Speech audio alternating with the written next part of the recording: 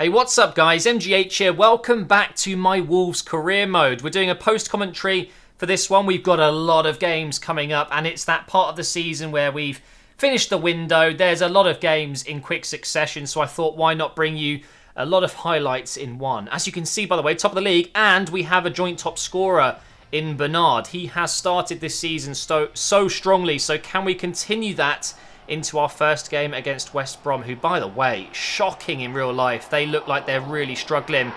But how about that for an opening goal of the episode? It is Tammy Abraham's first goal for Wolves. What a signing. This episode, I kind of want to devote it to Tammy Abraham. You guys have no idea, unless you've used him, of course, how good he is. But more specifically, how well he fits into my setup here I've built over the last few seasons with Wolves. He's just so good. I don't think it's actually fair. Cannot imagine how good he's going to be when he's kind of 84, 85 rated in the Champions League, destroying teams himself. Because at the moment, as you're watching this, he is 80 rated, so he's not really close to his full potential just yet. But he's just amazing. He really is, not only at scoring goals, but also providing assists, those key passes that you need in the box, winning headers, battling players on the ball. He wins everything. He's so good. Honestly, I could go on about it all day. If you haven't signed Tammy Abraham in a career mode yet, do it. You have to wait a season because, of course, he's on loan at Swansea from Chelsea. But if you can get to season 2 without getting bored of career mode, which I know a lot of people struggle with, just sign him. You will not regret it. We picked up a little injury there, by the way, but it turns out he's absolutely fine. I think it was Yorfa, just a little bit of an injury, 2 days out, I believe it was. So he was back fit, ready for this match against Moscow, who, of course, Arsenal have in the Europa League themselves coming up shortly, which is going to be an interesting one. They are in our Europa League group, and it wasn't the greatest of starts to the Europa League, so I wanted to try and win this one by a couple of goals, and we get off to a great start here. We've got Adrian Silva still. Adrian, why do I want to call him Adrian? I keep doing that. Andre Silva back in the team today. It's just great having so many great strikers at the club, including Brereton, of course, as well. But for this game, I wanted to rest Abraham, kind of use him in the Premier League, and maybe have Andre Silva as my Europa League striker. I don't know. I'll just alternate between them. He gets his goal, of course, which is a good thing, and then he gets a second. Look at that for a cross from Sancho.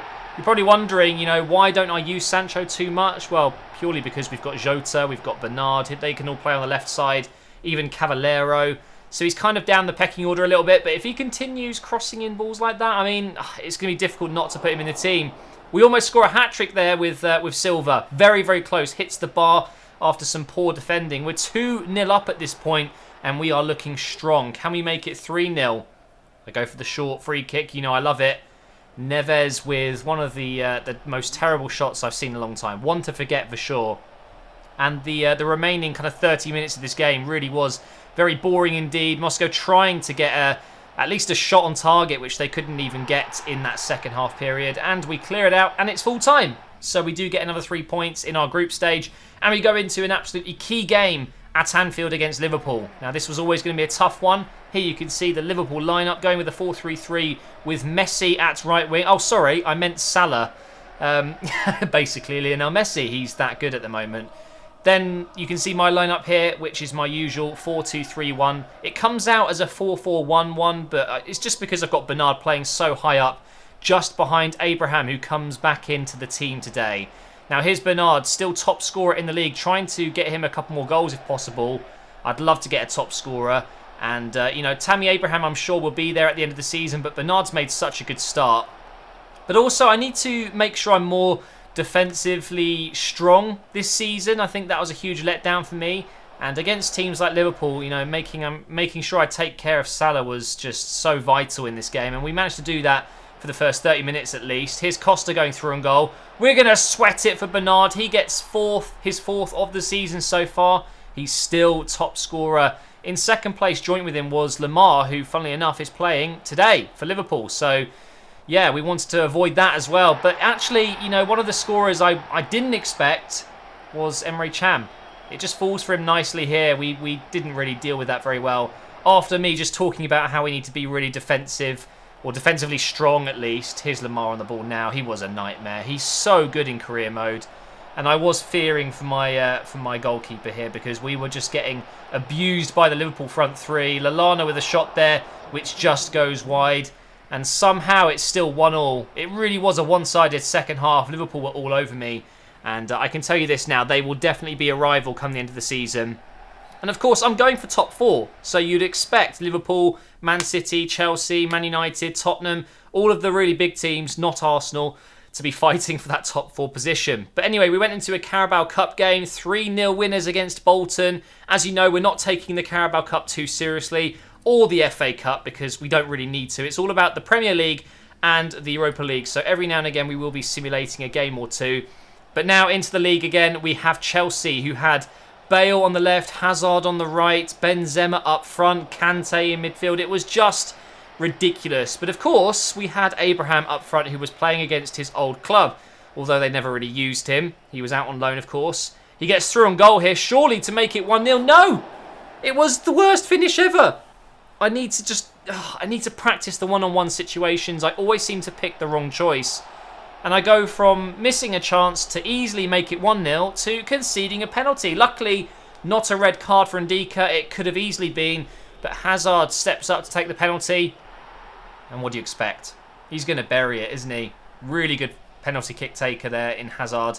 And Chelsea go 1-0 up. But just before half-time, Abraham's through on goal. Can he get the goal? No, he can't. So close, but Courtois is just saving everything thrown at him at this point. Here is Radoja. He's going to cross it in. Abraham goes for the backflip, which didn't quite work out. The bicycle kick never really works in FIFA, for me at least, and that was going to be half-time. Now into the second half. You're seeing a bit of a trend here. I'm getting the ball on the edge of the box with Abraham, and I'm fake shot turning. And it seems to work so well. We get very unlucky there. Now we're going to get the ball and break with it. Bernard with a lovely little flick. Costa plays Abraham through against Cahill, who's got absolutely no chance. I think he pretty much gives up there. And Abraham scores again against his old club. We're going to celebrate that, of course. They didn't want him. I will gladly take him, honestly. What number should I give him, by the way? He's number 42 by default. And I quite like it. That's the number he uses at Swansea. I don't know, number 42 is kind of cool. I might leave it, but maybe you could suggest below if you think there's a number he should definitely have. Number 9 and number 10 and number 11 are all taken. I believe Brereton is 12 as well, so there isn't many options available. I quite like 42 though. But we do manage to grind out a result against Chelsea. Not too bad. And we go back into the Europa League against Motherwell away from home. I thought we would easily win this one, but it turns out it's not quite as simple as that, especially when it's an away game. We started off strongly though. We scored in the 12th minute of that game, but unfortunately we weren't able to get the 3 points. But we've made an okay start to the table. I will be showing you at the end of this episode after our next game, which will be Bordeaux. But now back into the Premier League, Everton, and we get off to a great start, and it's just like his first goal for the club, except from hitting off the post, it just goes into the top left corner, cutting inside without a fake shot this time. Look at that for a finish. Tammy Abraham, take a bow. I just felt really good going into this game. We had a lot of chances early on here. Lovely cross into the box. Abraham almost getting his second of the game there. Now it falls for Radoja into Abraham on his left foot. Can he score it with his left? Yes, he can. That is absolutely fantastic. One with his right, one with his left, and he's on a hat-trick. You know what that means. I wanted to score a header. I wanted to get that perfect hat-trick with Abraham, but he was dropping quite deep. He's a really good player to hold up the ball. Reminds me of Giroud a little bit in that way. And he's got some great passing ability. But how about that? To complete the hat-trick. It's not a perfect hat-trick. It's not a header. But it is still an absolutely stunning finish. It just bounces up for him. I barely had time to react. I just thought, oh, God, shoot.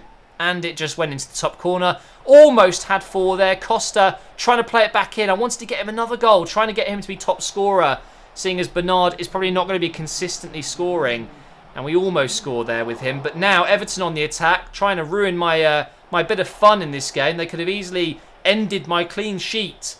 But they weren't able to score. They get it back here, but the referees had enough. And it's a huge result against Everton, who, I'm going to be honest, were pretty poor on the day. Now, into our next game. Burnley, they were bottom of the league at this point.